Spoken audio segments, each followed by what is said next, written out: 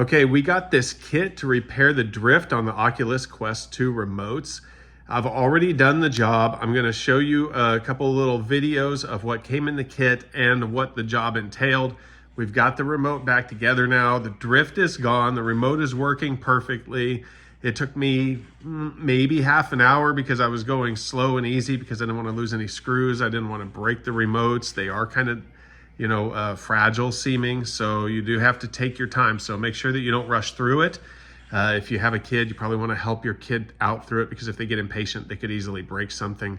Let's get into the video. Okay guys, here's what comes in the kit. We've got our little pry tool to get the controller apart. We've got a screwdriver.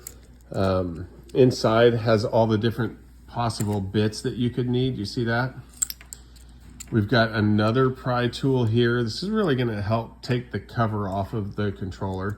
We've got a pair of tweezers, which is gonna help unplug and plug in those small cords and pick up small screws.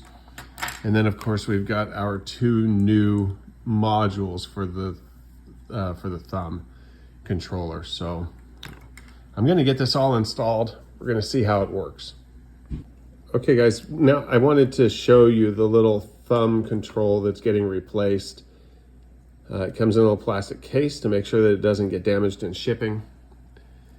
And I'll show you once we get the remote open as well. Okay guys, I got the cover taken off of it. This is the third time I've taken this cover off. The first two times I took it off in order to spray cleaner underneath of the thumb button. And so the second time that I took it off, I had cracked my little cover. So now that little piece is still cracked off of there, but it really hasn't affected the gameplay. So I removed the plastic and now it's time to start taking apart the internals of the remote so we can put in the new thumb control. Okay guys, I've taken all the screws out of the face of the controller with this tool that came with the kit.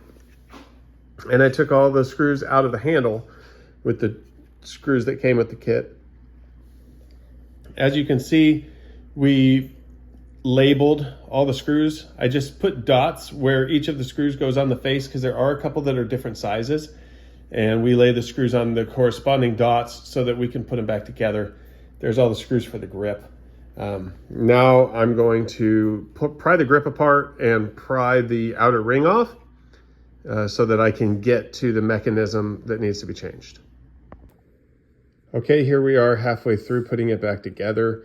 The trickiest part that you have to be careful of, you can't really see it very well, but right down in there, before you take the motherboard off, there's a ribbon wire that has to be disconnected. There's a lever in there you have to pop back and forth. Taking it off is difficult and putting it back on is a little bit difficult. So that's where you need to be the most careful, is with those ribbon wires. And there's also a ribbon wire that connects this trigger to the motherboard, and you have to take that off in order to move the motherboard to get the thumb drive out. But we are halfway put back together and we've already tested it to make sure it works before we finish putting in all our screws. And we're going to put the control back together.